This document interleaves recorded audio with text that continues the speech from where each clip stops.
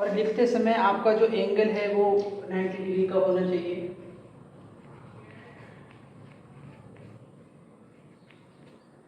विषय, और जब आप ब्लैक बोर्ड पर लिख रहे हों तो आप जो है इस तरीके से भी आपका एंगल होना चाहिए, इस तरीके से। और आप बीच बीच में पीछे भी देखते रहें कि आपके जो बच्चे हैं वो शोर या मतलब कोई शरारत तो नहीं कर रहे हैं। इस तरीके से आपको लिखना भी है और पीछे भी देखते रहना है।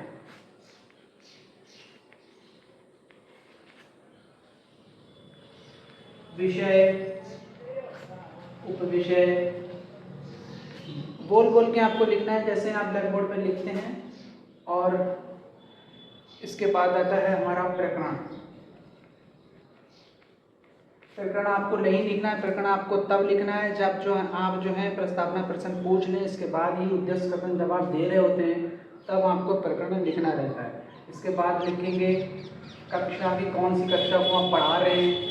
कक्षा हमारा 8 और उसका सेक्शन लिखेंगे यानी कि वर्ग। फिर वेला लिखेंगे यानी कि कालांश। और इसके बाद लिखेंगे समयावधि यानी कि कितने पीरियड का हम पढ़ा रहे हैं। तो जो माइक्रो टीचिंग होती है साथियों वो 5 मिनट की रहती है। इसका 5 से 6 मिनट का ही समय होता है, इससे ज़्यादा की नहीं होती है।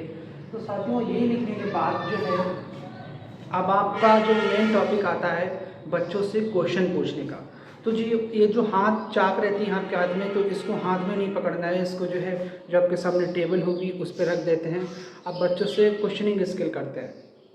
तो जैसे कि मैंने टॉपिक लिया है झांसी की रानी, ठीक है, ये टॉपिक लिया है। तो आप जो है जो टॉपिक लेंगे उसी से संबंधित आपके क्वेश्चन होने चाहिए। और क्वेश्चन हमारे ऐसे होने चाहिए जो बच्चों ने जो ज्ञान आप बच्चों के भीतर निर्माण करना चाह रहे हैं, जिस ज्ञान को, वो मतलब उस नवीन ज्ञान से संबंधित होने चाहिए। बच्चों के भीतर पूर्व ज्ञान से संबंधित आपको क्वेश्चनों का निर्माण करना है।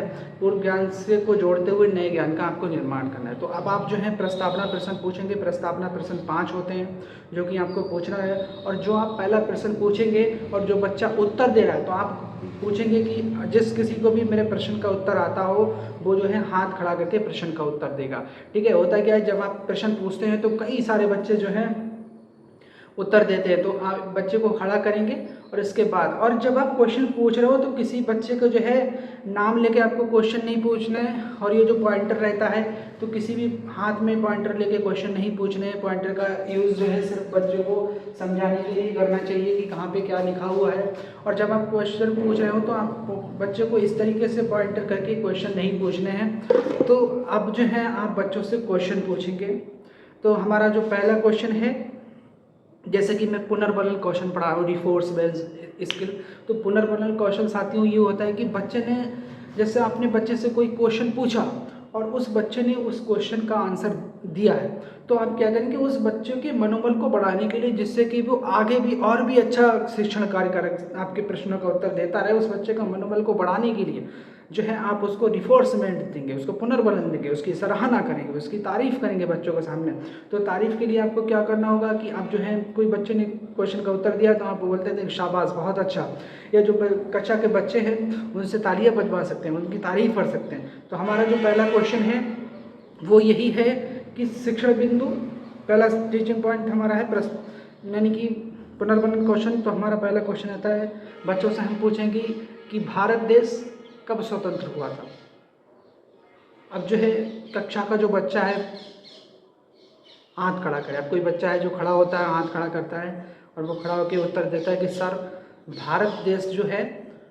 तो ऐसा नहीं है कि देखिए बच्चे का जो उत्तर जो है वो पूर्ण वाक्य में होना चाहिए। हम बताते हैं कि अगर आप जो प्रश्न का उत्तर दे रहे हैं वो पूर्ण वाक्य में होना चाहिए। जैसे कि आप पूछेंगे कि भारत देश कब स्वतंत्र हुआ था, तो बच्चे बताएंगे कि, जैसे कुछ बच्चे बोल देंगे सर भारत देश जो है 15 अगस्त जो है 15 अगस्त और 1947 को जो है आज़ाद हुआ। तो कुछ बच्चे बोल देंगे 15 अगस्त को आज़ाद हुआ था। ऐसा नहीं, तो बच्चे का आंसर जो है वो पूर्ण वाक्य में होना चाहिए। तो हमारा पहला क्वेश्चन रहता है कि भारत देश कब आज़ाद हुआ था, तो बच्चे बताएंगे, तो जो बच्चा खड़ा होगा वो बताएगा कि सर भारत देश 15 अगस्त 1947 को आज़ाद हुआ था। ठीक है, अब आप उस बच्चे को कहेंगे बहुत अच्छा शाबाश। यानी कि ये जो है जो आपको उसको शाबाशी दे रहे हैं, उसके मनोबल को बढ़ा रहे हैं, यही होता है पुनर्वलन कौशल। पुनर्वलन कौशल जिसको इंग्लिश में बोलते हैं रिफोर्समेंट स्किल। ठीक है, अब उस बच्चे को आप बैठने के लिए कहेंगे। अब जो बच्चे ने उत्तर दिया है प्रश्न का, बच्चे ने बताया कि भारत जो है 15 अगस्त 1947 को आज़ाद हुआ था।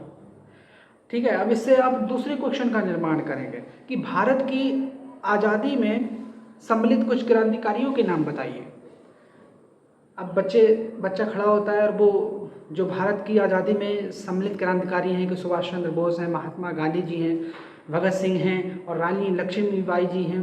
तो इस तरीके से बच्चे जो अलग अलग उत्तर देते हैं। ठीक है, तो जब तक आप जो प्रश्न पूछ रहे हैं आपके प्रश्न का उत्तर ना निकल आए तब तक आप बच्चे से मतलब पूछ सकते हैं अलग अलग। ऐसा नहीं है कि जैसे मान लो आपने कोई प्रश्न किया जो है, आपका पहली बात तो प्रश्न आपका इतना भ्रमित करने वाला नहीं होने कि बच्चों को पहले से नहीं आता है, लेकिन आपका जो प्रश्न आपने पूछा है और उसका उत्तर आपको सटीक उत्तर नहीं निकल के आ रहा है, तो क्या होता है कि आप जो है दूसरे बच्चे से क्वेश्चन पूछिए, है ना, उसको खड़ा करके। और दूसरी बात ये हमारी आती है कि जब आप क्वेश्चन पूछ रहे हो तो किसी भी बच्चे का नाम लेकर के क्वेश्चन ना पूछें। जब भी आप क्वेश्चन पूछें तो सीधा कहें कि जिसको आता है वो हाथ खड़ा करके जो है अपने प्रश्न का उत्तर दे। तो बच्चे, अब जो हमारा क्वेश्चन क्या था कि भारत की स्वतंत्रता में सम्मिलित कुछ क्रांतिकारियों का नाम, तो बच्चे जो है बताएंगे कि सर भारत की स्वतंत्रता में कुछ क्रांतिकारी सरदार पटेल जी हैं, भगत सिंह हैं, महात्मा गांधी और सुभाष चंद्र बोस, रानी लक्ष्मीबाई। ठीक है, इस तरीके से अलग अलग बच्चों के उत्तर आएंगे। अब जो है अब तीसरे क्वेश्चन का हम निर्माण करेंगे यहीं से कि बच्चे ने बताया रानी लक्ष्मीबाई, यानी कि आपने जो प्रश्न आपका है वो जो है टॉपिक बच्चे से प्रश्न का उत्तर मिल चुका है। अब यहाँ से तीसरा प्रश्न बनाएंगे कि रानी लक्ष्मीबाई कहाँ की रानी थी। अब बच्चा जो है खड़ा होकर बताएगा कि सर रानी लक्ष्मीबाई जो थी वो झांसी की रानी थी। ठीक, तो आप जो है उसको कहेंगे शाबाश, बहुत अच्छा। आप जो कक्षा के बच्चे हैं आप उनसे उस बच्चे के लिए तालियां बजवा सकते हैं। ठीक है, फिर उस बच्चे को बैठने के लिए कहेंगे। फिर इसके बाद जो आप चौथा क्वेश्चन बनाएंगे कि रानी लक्ष्मीबाई के विषय में आप और क्या क्या जानते हैं। देखो, हमारे जो प्रस्तावना प्रश्न जो रहते हैं वो 4 या 5 से कम नहीं होने चाहिए। ठीक है, जो हमारा लास्ट का जो क्वेश्चन रहता है वो समस्यात्मक होना चाहिए, जिससे कि आप जो है बच्चों को टॉपिक पढ़ा सकें। ठीक, जो है अब हम पूछेंगे रानी लक्ष्मीबाई के विषय में आप और क्या जानते हैं, तो बच्चे जो हैं शांत हो जाएंगे, एकदम कक्षा का माहौल एकदम सन्नाटा छा जाएगा। तो यहाँ से अब आप अपना जो है उद्देश्य कथन देंगे कि बच्चों रानी लक्ष्मीबाई का जन्म 13 नवंबर सन 1835 ईस्वी को वाराणसी में हुआ था। उनके पिता का नाम मारोपंत तथा माता का नाम भागीरथी देवी था।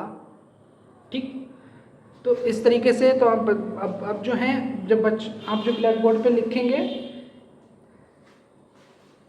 तो मतलब आपने जो है उद्देश्य कथन दिया कि रानी लक्ष्मीबाई का जन्म 13 नवंबर सन 1835 ईस्वी को वाराणसी में हुआ था।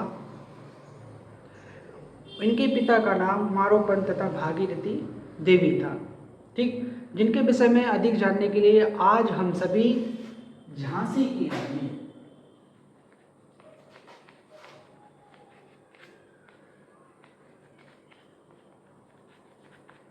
ठीक है, अब आपको प्रकरण लिखना है कि जब आप उद्देश्य कथन दे रहे होते हैं तो आपको जो है ब्लैक बोर्ड पे प्रकरण लिखना है।